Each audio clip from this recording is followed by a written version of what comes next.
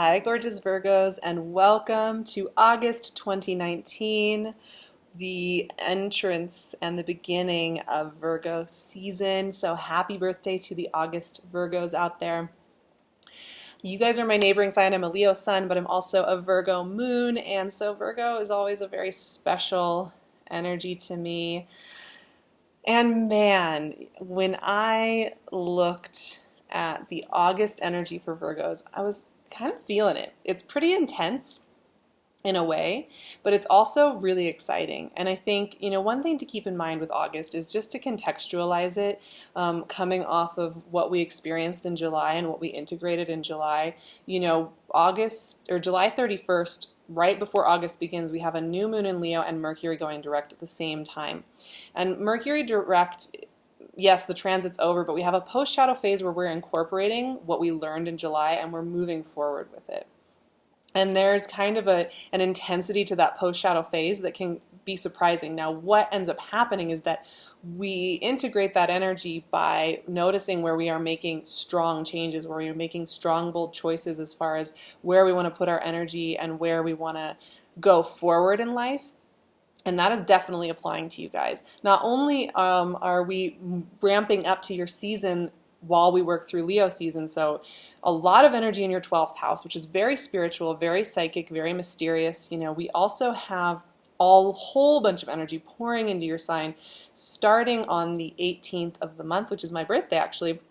Mars is entering Virgo, Venus enters Virgo, the Sun enters Virgo, and Mercury enters Virgo, and then there's a new moon in Virgo on August 30th. So as we get closer to the end of the month, it's more and more energy pouring positive intensity right onto you. I mean, really, these planets are just lining right up. If you're looking at the way that these are coming in day after day, it's kind of wild.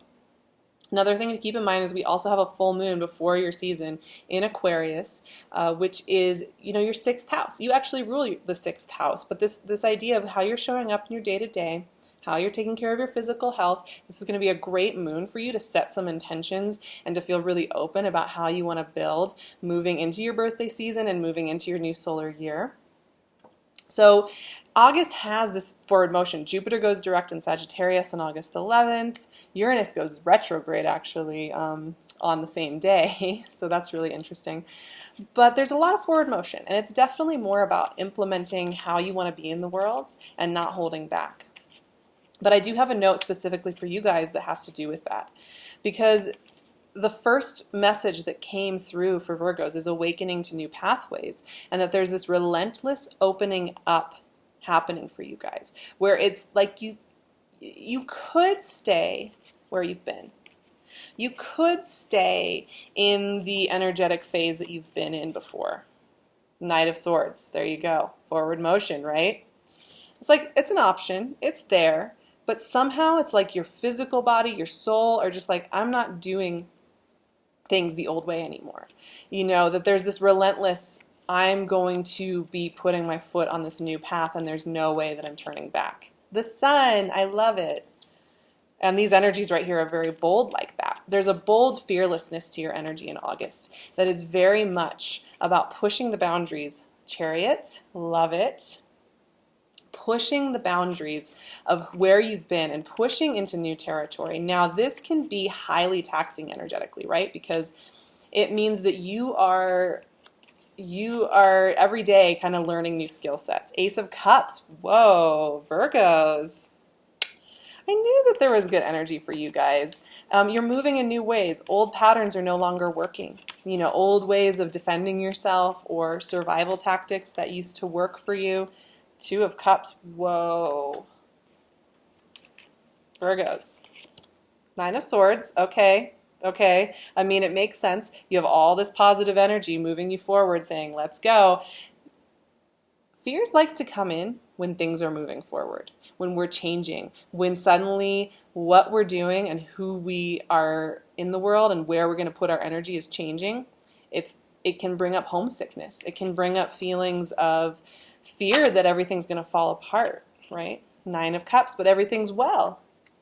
That's all an illusion in your mind. But growth at this level and growth with this intensity can genuinely, 9 of Wands, yep, can definitely bring about overwhelm, when it comes to your nervous system, when it comes to your conscious thoughts, when it comes to how you're, kind of managing your storyline. So, it's not surprising we have a couple of these self-protectors and the High Priestess at the very top. And I actually really love that we have that High Priestess here, because keep in mind that this month is looking beautiful for you guys, but also as the sun is moving through Leo, that is a time of this kind of energy, a High Priestess energy, which is very much about the mystic, it's very much about the psychic, it's very much about integrating and feeling a little bit more like you're amorphous, like you're floating through the higher levels of your consciousness before you get to your birthday season and before the sun and all that energy starts pouring into Virgo. And so you may be noticing that you're tapping into High Priestess energy. You're kind of going and you're doing that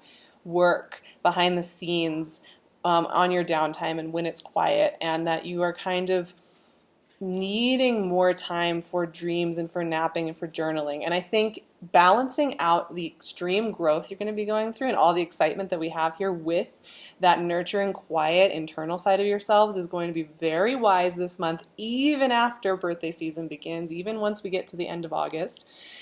You are still going to need that High Priestess energy. And also, I would say with High Priestess over, kind of sitting at the top, holding court over your reading today, you got to trust intuitively, right? You're going to be asked to take some deep dives here. We have a lot of water energy in your reading today, and we have a lot of energy speaking to vulnerability, to being open, to being open to new pathways, open to new ways of communicating, open to new ways of sharing of your heart. And actually, Libra, your neighboring sign, is having a lot of the same asking to show up to tables and to show up to a good life. And like, there's a lot of positive energy here for you saying it's okay for you to trust in this. It's okay for you to open to this. So let's just get into the amazingness of these cards, you guys. I'm so excited for Virgos to have a reading that is supportive of you guys, and supportive of you having love and connection and creativity and openness. I mean, I want to start just with these two right here, because yes, we are in Leo season, that sun energy is right there, but the Knight of Swords and the sun, right? So you may have some bold personalities around you. That is definitely something that I'm kind of noticing here. Some very bold, very inspiring, playful energies all around you in August. But this is also how you're moving through the world. And when you look at these two, right, they are on horses, they're on their white steeds, and they are going for it.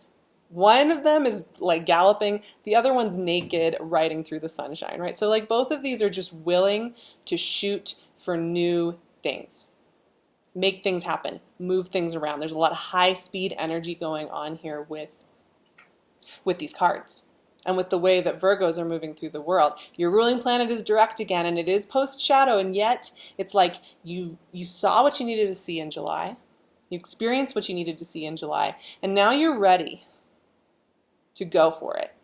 None of this old patterning, none of this old fear. It's time to go. It's time to create. It's time to build. It's time to show yourselves. There's kind of this show-stopping energy that I'm noticing for you guys that is coming through really strongly.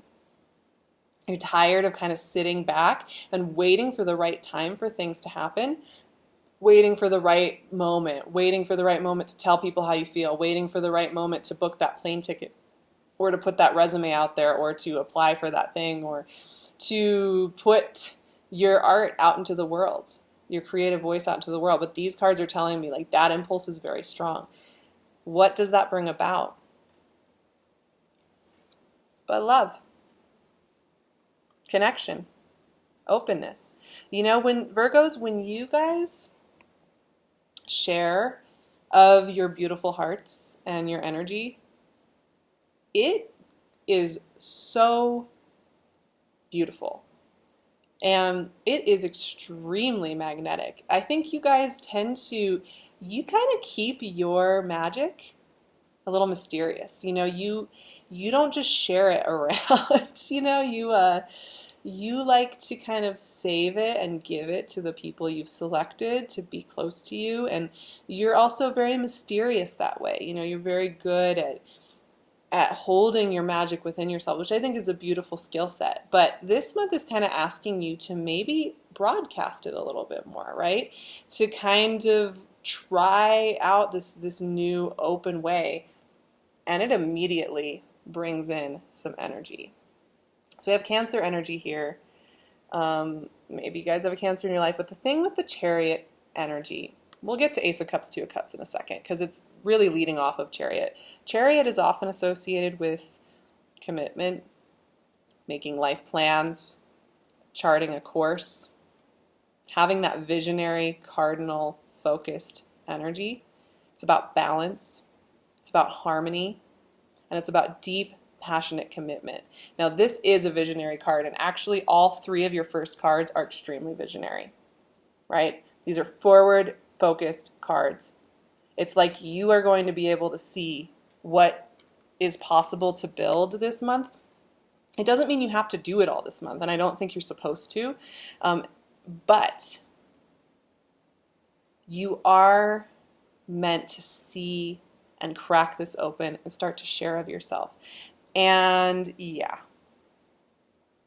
that Chariot, for some of you, you're going to be getting a commitment. Now, it doesn't have to be love, right? It doesn't have to be love. Of course, these are very love-focused cards, all right? These are about balanced partnership. These are about new openings. These are about situations and scenarios where, you are coming in with the full cup. Your cup overfloweth. You're sharing it with others, and therefore you're attracting in people who also have a cup that is overflowing, and you're able to share that, and you're able to have this give and receive energy coming through.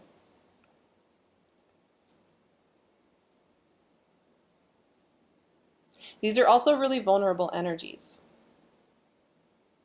that can feel like you have to be seen, really perceived by another person, and that can feel overwhelming, And if this isn't about love, like I said, these are love cards. These are very deep, connected cards, but they are also about balance in life, harmony in life, harmony and excitement and new beginnings when it comes to how you create, how you use your heart chakra, how you use your beautiful, loving soul in the world, and feeling that you have reciprocity, feeling that you are fulfilled, feeling that you are held and cared for right here. And you have that in spades. There is commitment to a path that feels really good to you. And this path blooms with ease. It should bloom with ease. When I say it blooms with ease, I do mean that. However, if you are used to difficult relationships, difficult scenarios where you have to paddle upstream, which Virgos, I know you like to pick challenges. I know you love a good challenge. I know you love to get in there and figure out a puzzle and make it work.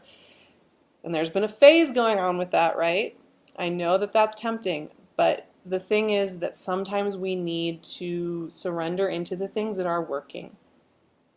And you have to trust into that. And that's a level of vulnerability and openness that can actually feel much more uncomfortable than when you're used to problem solving and when you're used to helping everything else up. And that's where this Nine of Swords is coming in. You have all this positive energy. I mean, those first 5 cards are wildly, intensively opening, jubilant, celebratory, creative, loving. And then you get Nine of Swords, which is fearful. It's the fear voice. It's the waking up at 2 a.m. and questioning everything fear voice that pops in. And it makes sense to me. You're suddenly on this trajectory where you can see you're going to be committing to big projects. You're going to be committing to new moves, new relationships, new creative ventures, new partnerships of all kinds, whatever it is that you are committing to, because there's something pinpointing in here that you are deciding you're going to put your foot on that path. And it's kind of like, whoa, if I put my foot on this path, it means there's no going back to who I was. There's no going back to that safe space that I created. But I've already explored it. And you realizing that can bring up a lot of self-protective mechanisms, a lot of nerves. So I'm not surprised Nine of Swords is here, but remember that Nine of Swords is always kind of a mirage. It's the mirage of our addictive mind wanting to spin protective webs of storyline around us, saying why we can't do something, saying why it's not going to work out, saying why we should be afraid of change, right? Because it's a fear voice. The fear voice wants to keep us where we are because it knows that it can handle that. But the fear voice doesn't understand that actually change and growth is not going to kill us off, right? And so it has limited capacity to understand, because in reality, look what you got. You got the Nine of Cups. What a difference, right? You guys have this mental landscape, because we have 3 nines in a row, which is very interesting. 9s is a culminating energy. It's getting to the culminating process that you've been on the path for a long time and really getting there. But you have this Nine of Cups here in the midst of Nine of Swords and Nine of Wands. And the Nine of Cups is about well-being and ease. This is a portly gentleman who is not running around fixing everything, right? He is sitting back. He's surrounded by love. He's surrounded by well-being and ease. He has no question that he has all that in his back pocket. And yet you have these survivors on either side. You know, you have these survivors who want to be on the lookout for things going wrong, who want to be on the lookout for why you can't trust in something, who want to be on the lookout for why it needs to be scary and overwhelming.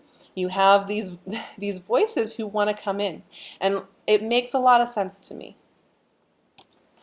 You suddenly get infused with all this energy that's like, let's go, let's do this, let's commit, let's try, let's connect, let's make plans, let's build, let's create. Let's change up your whole life and your whole dynamic and not go back to the way things were, and awakening to this whole other level in your life about what you want to be and who you want to be and how you want to create. Why wouldn't you have a moment where you stop and you question? I don't think there's a problem with that. I think this is part of our shadow side. This is part of our inner child. For those of us who, most people have something from childhood that has stuck with them as a storyline for how life goes. And that protective side is there and sometimes needs to just be held and seen and reassured that it's fine. This is a great exercise. Elizabeth Gilbert is the one who kind of brought this into mainstream culture, but I love it. And when I see this dynamic going on in a reading, I always recommend this, which is write a letter to your fear. Thank it for wanting to protect you. Thank it for everything it wants to do for you. And also let it know that it doesn't need to be in the driver's seat. Let it know that it can relax. It can sit back there. It can have a seat in your vehicle. It's just not going to be at the forefront. You can write whatever you want to it, but soothing that part of yourself lets your full self know that you are accounted for and you are safe and you are loved. And within all of this, remember again, that you're meant to be in an intuitive space where you're trusting into these changes as well. So trust into what feels right. Trust into what feels like that cup overflowing. Trust into what feels visionary and connected and easy. That's where you're supposed to be putting your energy. Anything that actually makes you more paranoid or stresses you out more, pay attention to that too. And don't choose it, because that's old patterning, right? I have a few affirmations for my lovely Virgos for the beginning of their birthday season. I'm so excited, and here we go. I am empowered to take bold action. I am open to vulnerable new beginnings. I share my gifts and my voice with the world. I am well and grounded and centered so that I can open up completely to the possibilities ahead. I love the affirmations for you this month, and I love the buoyant, playful, curious energy of Virgos this month as well. I'm so excited for you guys. You can find me on Instagram at SarahVerba. I would love to see you over there connecting with me. It's a great place for us to connect and share. You can also find me on my website, SARAHTAROT.com, or with my email. I'll leave all of that in the description box. I will be setting up fall appointments very soon, so if you want on the list so that I can tell you when those slots are opening up, email me and I will get you set up with that. I'm wearing PinkLune's gorgeous jewelry, as always, one of my besties. She's making gorgeous crowns this summer, so beautiful. I'll leave her Etsy shop below so you can go check out what she is creating in her world. And I will see you guys for more Virgo season and more moon magics and all the excitement. Thank you so much for being here. I love you.